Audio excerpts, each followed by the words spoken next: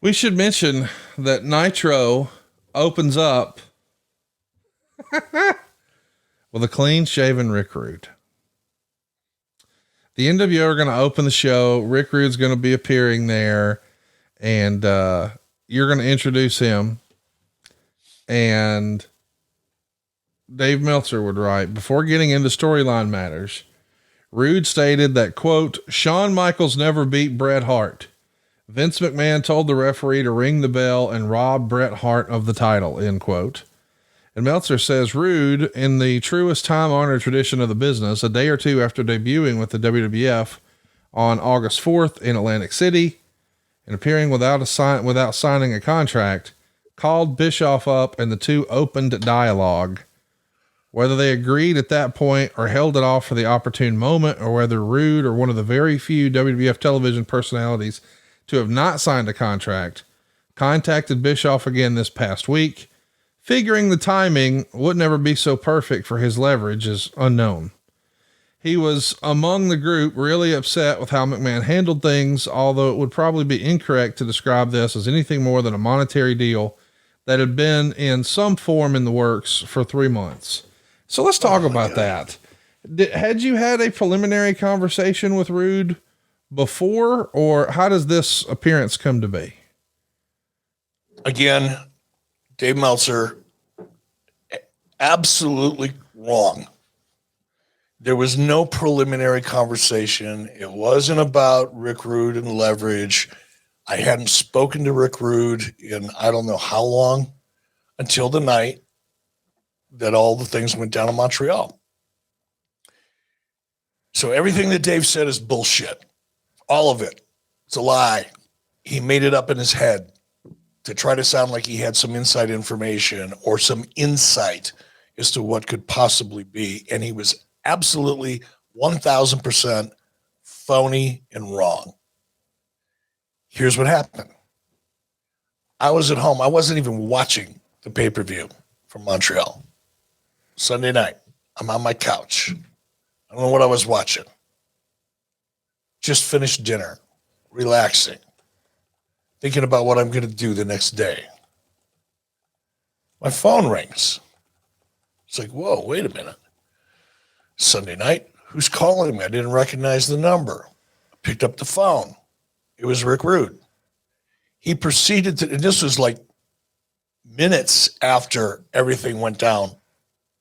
Rick Rude called me, and he was, when I say pissed, he was that quiet pissed. He wasn't like, you won't believe you're not going to believe what just happened. They just screwed Bret Hart. It wasn't that. It was a much more deliberate but intense Rick Rude. And keep in mind, I had known Rick since, God, a couple years out of high school. It's not like we didn't know each other pretty well. We had a lot of mutual friends. Before I ever got into wrestling, we had a lot of mutual friends. I knew Rick before I got into the business. So we had a pretty good relationship already, at least the foundation for one. We didn't hang out together or anything like that, but we had a good relationship. And Rick proceeded to tell me what he just saw. And he was livid with Vince McMahon. He was livid with the entire situation. And he just flat out asked me, "You got any room?" I said, "Sure, I'll make room for you, Rick." Now keep in mind, Rick couldn't wrestle. Rick was under a Lloyd's of London policy, which is why you saw him in the ring with the beard, but he didn't get physical. He couldn't. But I knew Rick. I'd worked with Rick in WCW. As I said, I've known Rick for a long time. I'll find a way to make a guy like Rick Rude work into the system. We had that conversation. It was nothing more than a result of what happened in Montreal. And we cut the deal. We may have cut the deal over the phone. I don't even recall. I think we cut the deal over the phone. I just sent him a contract.